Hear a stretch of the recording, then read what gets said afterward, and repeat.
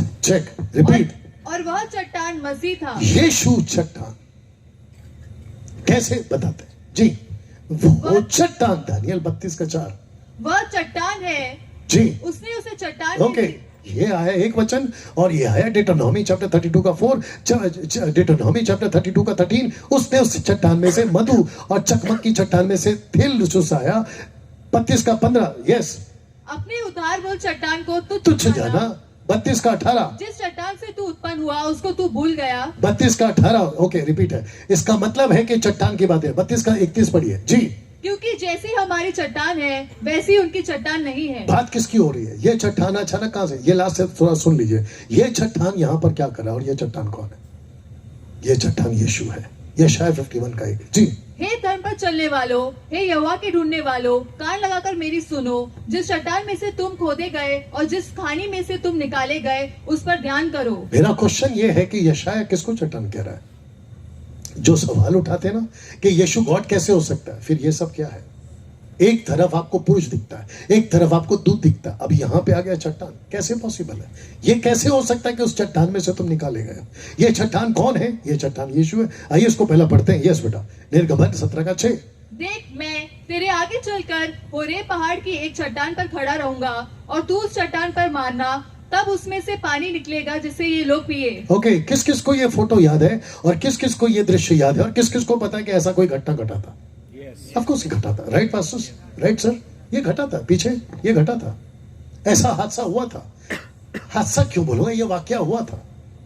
ताज्जुब है नहीं? चट्टान से पानी। अगर आपको यहाँ पानी लाना है तो फिर आपका जो यहाँ की नगर पालिका है उसका टैंकर आता है, या फिर आपको जमीन खोदना पड़ता है, क्या कहते हैं उसको, वहां से पानी आया तो, या फिर ऊपर से पानी आया बारिश, उसको जमा करो, जिसको तालाब कहते हैं, नदी कहते हैं। लेकिन इजरायलियों के लिए 40 साल, और वो भी 6 लाख लोग, पुरुष अगर बीवी गिने तो 12, एक एक बच्चे गिने तो 18, अगर एक है तो बात अलग है, दो है तो फिर वो और 5 जोड़ो या 6 जोड़ो। सोच के देखिए, आप इतने लोगों को पानी कौन पिलाएगा? आप यहाँ 100, 200, 500, 1000 के लिए आपको कितनी मेहनत करनी पड़ती है विनोद जी। पानी लाओ, ये लाओ, वो लाओ। परमेश्वर ने कहा कि एक ऐसा मसीहा जिसको मैंने नाम दे दिया है, बोल दीजिए ना, चट्टान। इंग्लिश में है रॉक। यीशु कैसे अभी बताते हैं, तो लिखा है कि मैं उस चट्टान पर, मैं उस पहाड़ पर खड़ा रहूंगा, और उसको जब तू मारेगा, जब तू उसको मारेगा तब पानी निकलेगा। उसको मारना, चट्टान पे लकड़ी मारना, पानी निकलेगा। जरा फोटो देखिए सर आप, ये आज का फोटो है, लेटेस्ट फोटो, सऊदी अरेबिया। ये रहा यीशु चट्टान के रूप में, जो कि मैंने एडिट किया है ताकि आपको समझा सकूं। और ये मूसा था, तो इसका मतलब है कि जो चट्टान आपको बीच में से ऐसे फटा हुआ दिख रहा है, ये पहला ऐसा नहीं था। आपने अगर नहीं सुना तो रिपीट करो, ये पहला ऐसा नहीं था। इसको जब लकड़ी मारा तब ये बीच में से निकला। ये बात आपको पता थी? ये ऐसा नहीं था पहले। ये आज भी आपके गूगल में टाइप करो आप, आपको मिल जाएगा यही वाला फोटो, सऊदी अरेबिया में अभी भी है। इसको जब मारा, मैं शब्द रख रहा हूं, पढ़िए बेटा। तब वह उन्हें निर्जल देशों में ले गया, तब वे प्यासे न हुए। उसने उनके लिए चट्टान में से पानी निकाला। अब सुनो कि कैसे चीरा, पढ़िए। उसने चट्टान को चीरा। रिपीट। उसने चट्टान को चीरा। रिपीट। उसने चट्टान को चीरा। रिपीट। उसने चट्टान को चीरा। रुक जा। उसने चट्टान को चीरा। क्या यीशु क्रूस पे आपके लिए चीरा? यस। इसको कहते हैं एक बार क्रूस पे मरना। मोसेस की गलती क्या थी पता है? उसने लकड़ी को, माफ करना, उसने चीरे चट्टान को, ऐसे बीच में जो चीरा पड़ा है उस चट्टान को फिर से मारा। वो बात अलग है कि पानी फिर भी आया, लेकिन तरीका गलत हो गया। और उस गलती के चलते मूसा कभी भी, आज तक भी छोड़ो, कभी भी प्रतिज्ञा के देश में नहीं पहुंचा। कम ऑन, यस और नो? अब आपसे एक सवाल पूछूं, और जितने क्वेश्चन करते हैं उनसे भी पूछ लो, ये चट्टान कौन है? जोर से। फिर कैसे सवाल करते हो? ये कुछ पागल टाइप के लोग कैसे सवाल करते कि यीशु कौन है? यीशु कैसे? ये फिर कौन है? और कैसे कोई चट्टान को चीर के, मेरे को ये शब्द बड़ा अच्छा लगा, चीर के, कैसे कोई चट्टान को चीर के पानी निकाल देगा? और वो चट्टान कौन है? मैं रख रहा हूं जी। वो सऊदी अरेबिया में यीशु वो चट्टान, जी उसने चट्टान को, शब्द को पढ़ना, उसने चट्टान को चीरा। आइज़ाया 58 का 21, उसने चट्टान को चीरा और जल बह निकला। 24/7 वाटर, 24 घंटे पानी आपके घर पे होता है कि नहीं होता है? 24 घंटे पानी। अगर हम सड़क पे निकले ना गाड़ी में, तो पानी का बोतल, कुछ लिया नहीं लिया कोई दिक्कत नहीं, लेकिन पानी का बोतल गाड़ी में होना ही चाहिए। हॉस्पिटल्स में, मेडिकल्स में, दुनिया के किसी भी कोने में चले जाओ, पानी होना चाहिए। ये बात का एहसास प्रभु को था। उसने कहा 6 लाख लोगों को पानी से नहीं तड़पाऊंगा, इसलिए मैं खुद चट्टान बन के उनके साथ चलूंगा। बताइए, बढ़िए बेटा। सब और सब ने एक ही आत्मिक जल पिया। सब का मतलब इजरायली, जी, क्योंकि वे उस आत्मिक चट्टान से पीते थे, उस आत्मिक चट्टान से पीते थे जो उनके साथ साथ, रिपीट करो, उनके साथ साथ चलती थी, और वो चट्टान मसीह था। बताओ वो चट्टान कौन था?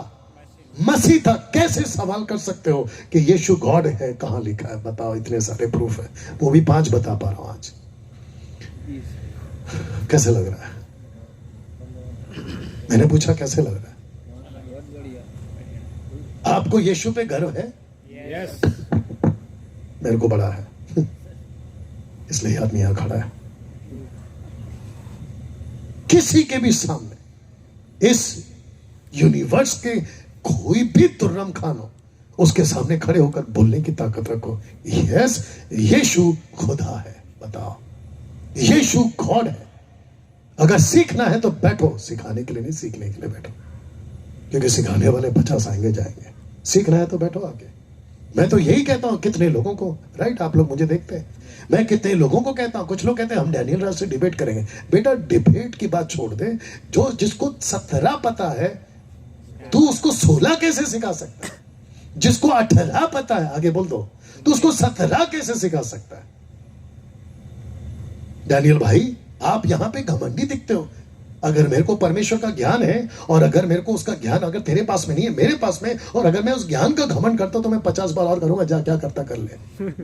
बताओ, अक्ल वाले को घमंड है, पैसे वाले को घमंड है, जिसके पास में दुनिया की दौलत है उसको घमंड है, जिसने पूरी दुनिया बनाई अगर वो मेरे पास है, तुम उसका घमंड कर सकते हो जो आज हर कल चला जाएगा, जो कभी नहीं जाएगा, उसको मैं रखकर घमंड नहीं करूं तो फिर क्या करूं? बताओ, कैसा लग रहा है? सच को सच बोलने के लिए ताकत रखो। कम यू अंडरस्टैंड? आपके कानों को पसंद है ऐसी बातें मैं नहीं कर सकता। पहले करता था पहले करता था, और क्या भीड़ आती थी भाई।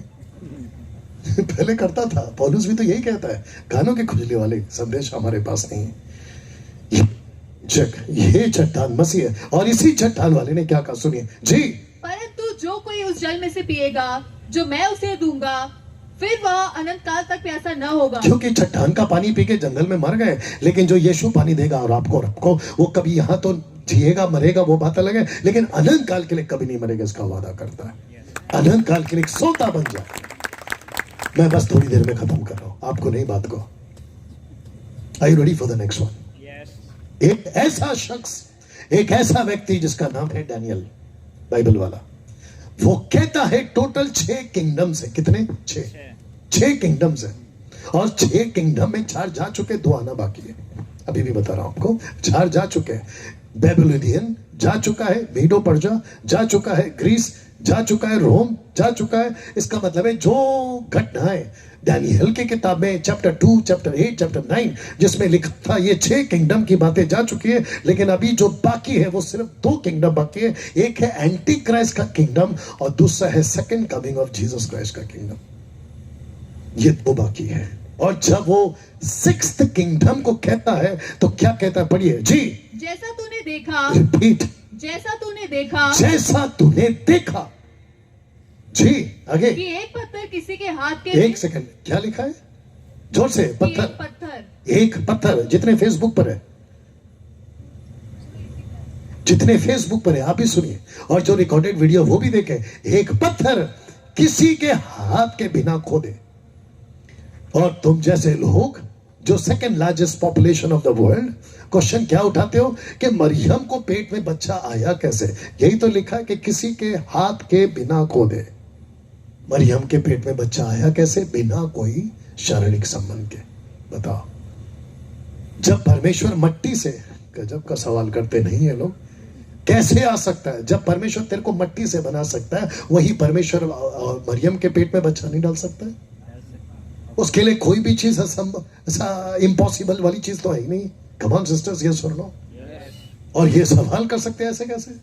और कुछ लोग तो और भी है भारत के अंदर, उल्टे सीधे बकवास करते, बस नाम यहां पर है, मैं नहीं ले रहा हूं क्योंकि विरोध को यहां पे काम करना है। You understand? कैसी बकवास वाले सवाल करे, और तुम होते कौन हो सृष्टिकर्ता को सवाल करने वाले? ऐसे कैसे, ऐसे कैसे? उसको मत पूछो ऐसे कैसे, वो सब कर देगा ऐसी की तैसी, फिर लगाओगे पैसे। जी, जैसे तूने देखा कि वह पत्थर किसी के हाथ के बिना खोदे पहाड़ में से उखड़ा, उसने लोहे, पीतल, मिट्टी, चांदी, सोने को चूर चूर, ये टोटल 5 किंगडम्स को डिस्ट्रॉय करने वाला एक रॉक आ रहा है। कौन आ रहा है सर? एक रॉक आ रहा है। रॉक मतलब एक चट्टान आ रहा है, और वो चट्टान कौन है? फोटो देख लो, यीशु आ रहा है। एक बात बोल दूं लास्ट में, सुनिएगा। ओके, पहला ऐसा पूछ लेते, और जितने यहां पर इनको भी पूछ लेते, यहां कौन कौन है जिसने अपना जीवन यीशु को दे रखा है और आप यीशु के फॉलोवर्स हैं? मैं क्रिश्चियन वर्ड यूज नहीं करूंगा क्योंकि मेरे को ना तो आपको क्रिश्चियन बनाना है, और ना मैं खुद क्रिश्चियन हूं, और ना मेरा यीशु क्रिश्चियन है। सीधी बात। और ना ही बाइबल में क्रिश्चियन शब्द है। जिसने बोला वो अविश्वासी थे।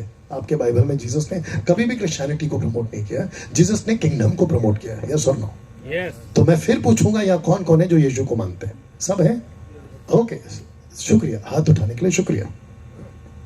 कुछ पास्टर्स, गलत नहीं है, सही है वो लोग भी, और मैं भी इसको मानता हूं अगर ऐसा हो तो। कुछ पास्टर्स कहते हैं कि कम से कम हमारे जीते जी, मतलब इसी जग में, इसी जीवन में यीशु आ जाएगा। एक कैलकुलेट के हिसाब से, क्योंकि मैं मास्टर ट्रेनर हूं ग्रेट कमीशन का, मैथ्यू 28 से 20 तक का मैं मास्टर ट्रेनर हूं। मैंने कल बताया था कि मैं कम से कम 5 साल में 1000 कॉन्फ्रेंस करके 30 से 35 हजार पास्टर्स और लीडर्स को ट्रेन कर चुका हूं। ठीक है ना? ऑन पेपर ये बात अलग है। उसके हिसाब से अगर मैं कैलकुलेट करूं तो यीशु को आने में कम से कम 200, 300, 500 साल तो लग जाएंगे, अगर मैं वो कैलकुलेट करूं, क्योंकि लैंग्वेजेस में बाइबल नहीं प्रिंट हुई है, उनके लैंग्वेज में अभी भी सुसमाचार नहीं गया है। मैथ्यू 24:14 के हिसाब से सुसमाचार जब तक जगत में नहीं जाएगा तब तक अंत नहीं आएगा। ये हिसाब से कैलकुलेट करें अगर ऐसा होता है तो। लेकिन अब आपके लिए बात कर देता हूं, अगर यीशु मसीह 20-30 साल में आ जाए और आप में से हर को पता है कि आप लोग रैप्चर में जाओगे, ये बात सही है? आपको यही सिखाया कि रैप्चर में हम सब चले जाएंगे, हम लेफ्ट बिहाइंड वाले लोग नहीं है जिनको पीछे छोड़ दिया जाए। ठीक है ना? बहुत ध्यान से सुना। यीशु जब आए थे पहली बार, वो थे एक बच्चे के रूप में, ये बात सही है? जिसको कहते हैं मनुष्य रूप लेकर एक बच्चा बनकर। उसके बाद जब वो चले जाते हैं तो ऊपर ये 11 लोग ऐसे खड़े रह के देख रहे हैं, तो ऊपर से 2 पुरुष आते हैं, नॉट एंजल्स, 2 मैन आते हैं, पुरुष आते हैं।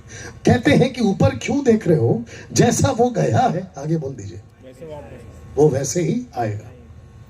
तो जैसे गया, कैसे गया? बादलों पे। आएगा कैसे?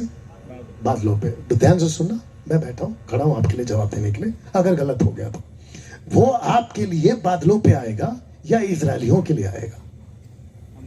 हमारे लिए बादलों पे आएगा। इजरायलियों के लिए, आपके लिए नहीं आएगा। आपको पता है क्यों? क्योंकि कलीसिया के लिए दानियल की किताब, कलीसिया मतलब आप और मैं, कलीसिया के लिए दानियल की किताब नहीं है। कलीसिया के लिए मत्ती 24 नहीं है। कलीसिया के लिए प्रकाशित वाक्य 1, 7, 8, 9, 10 वचन आपके लिए नहीं है। जब यीशु आएंगे बादलों पे, वो सिर्फ इजरायलियों के लिए आएंगे, आपके लिए नहीं आएंगे। तो डैनियल भाई फिर हमारे लिए कब आएंगे? ध्यान से सुनना, पहला थिस्सलुनीकी 4 अध्याय वचन 15, 16, 17, 18 अगर आप पढ़ोगे तो लिखा है कि वो मध्य आकाश में खड़ा रहेगा। कौन? यीशु। और वहां से वो आवाज लगाएगा जो कि कल बताया था कि मनुष्य का पुत्र का शब्द सुनकर मुर्दे जी उठेंगे। तो पहले मुर्दे जी उठेंगे, फिर पहला कुरिन्थियों 15 का 51 क्या कहता है? जो हम बचे रहेंगे उसके साथ उठा लिए जाएंगे। किसके साथ? जो मर गए हैं उनके साथ। और फिर हम हवा में, इंग्लिश में लिखा है एयर, हवा में प्रभु के साथ उठा लिए जाएंगे मध्य आकाश में। तो इसका मतलब, मेरे को ठीक से देखो, इसका मतलब है कि यीशु अपना पैर कलीसिया को लेने के लिए जब आएगा तो जमीन पे नहीं रखेगा। ताजुब, ताजुब, यही तो सच है। तो जब यीशु सिक्स्थ किंगडम को, एंटी क्राइस्ट को मारने जब आएगा, बहुत ध्यान से सुनो क्योंकि बाहर बहुत सारा गड़बड़ चल रहा है आप लोगों के लिए। एंटी क्राइस्ट का सामना कलीसिया नहीं करेगी। एंटी क्राइस्ट का छाप का सामना कलीसिया नहीं करेगी। एंटी क्राइस्ट का नंबर माथे पे कलीसिया उसका सामना नहीं करेगी। इसके पहले कि महाक्लेश का शुरुआत हो, कलीसिया उठा ली जाएगी। ये आपका बाइबल कहता है। तो इसका मतलब, ये जो बाहर किताबें लिखते हैं ना, how to survive in a great tribulation, महाक्लेश में सरवाइव कैसे करें, ये थियरी बकवास है। आपकी बाइबल इसको सपोर्ट नहीं करती। डंके की चोट पे बोल रहा हूं। कलीसिया एंटी क्राइस्ट का सामना चेक नहीं करेगी। एंटी क्राइस्ट बाद में आएगा, कलीसिया पहले जाएगी। तो इस पृथ्वी पे जो सामना करेगा वो इजरायली है। इतना सा सुन लो, फिर मैं खत्म कर रहा हूं। किसी को पता है कि बेबीलोन के टाइम पे 70 साल की गुलामी थी? 70 साल की गुलामी किसी को पता है? बेबीलोन के टाइम पे 70 साल की गुलामी। आपको पता है वो गुलामी क्यों थी? क्योंकि 6 साल काम करो, आगे बोल दो जिसको पता है। 7वें साल जमीन को आराम दो। आपको पता है इन्होंने क्या किया? इजरायलियों ने 49 ईयर्स तक जमीन को आराम नहीं दिया। 49 का जो गुना होता है ना, 7 का 70, वो होता है 70 साल। तो 70 साल की गुलामी में कहां पहुंचाया? इजिप्ट, बेबीलोन में, राजा नबूकदनेस्सर। 70 साल।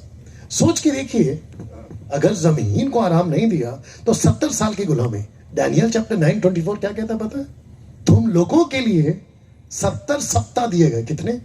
70 सप्ताह, 70 साल, माफ करना, 70 ईयर्स एंड 70 वीक्स। ये दोनों भी कलीसिया के लिए नहीं है। बताओ, ये इजरायलियों के लिए है। और जितने इजरायलिया भी सुन रहे हैं, आपको भी पता मैं क्या बात कर रहा हूं।